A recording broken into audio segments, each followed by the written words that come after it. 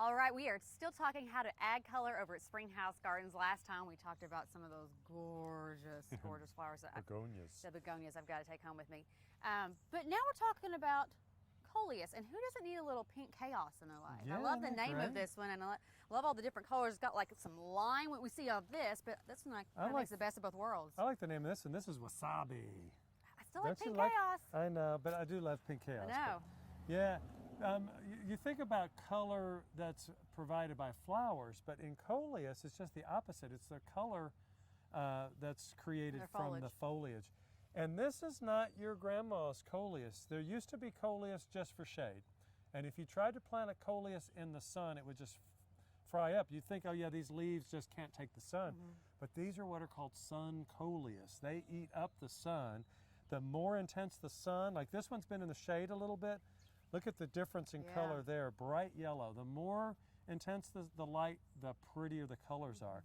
Now, it doesn't mean you can't plant them in the shade, but they just have a little duller look to them in a full shade situation. So they'll go anywhere from full sun to full shade, best color in the full sun. Now, I'm telling you, this one up here is really drawing my eye. Of course, it's next to the pink. Okay, pink now chaos, that's, you do have to. But this one is, wow. Okay, now you did have to put, we were talking about sun Coleus, and you picked the one that's actually supposed to be in the shade.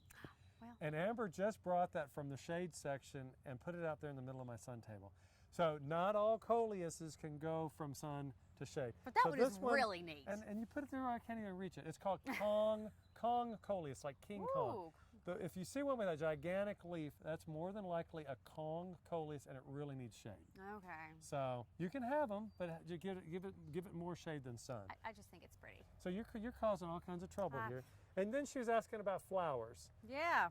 So she's like, why don't they flower? Well, unfortunately, some Coleuses do flower, and most people consider the flower as a liability for a Coleus. So some people might think this is actually pretty, but on this particular one, this is actually a trailing Coleus. So really what you want to do is just break, if you see the flowers starting to come, just break those off, and now you've got a pretty nice, and it's so easy, they're so soft. Most of these varieties that we have here, we've chosen ones that don't flower. There's some of them that just keep putting flowers all up and down. The reason that I like this one is because most Coleuses grow up, this one trails down. So I can put up with the flowering on this. This would be good for a planter. Yeah. To scale down a little bit on the side and everything. So Coleuses, sun, shade, easy, pretty drought tolerant. I mean, they're going to want to be watered, you know, every few days probably to get them established. And a lot of these are going to get anywhere from 6 inches up to maybe 3 or 4 feet tall. So they're pretty awesome for landscape beds as well as mixed planters. So it looks like we have a little bit of pruning to do. Yeah, a little bit. Yeah. All right. Well, here is a great option again to add color, and this is pretty relatively easy, right? Easy stuff. Yep. Easy peasy. That's what we like, especially for those people out there with not so green thumbs. All right. People have questions for you. Just come out and visit us at Springhouse Gardens. We're 185 West Catnip Hill Road, just 4 miles south of Man o' War Boulevard.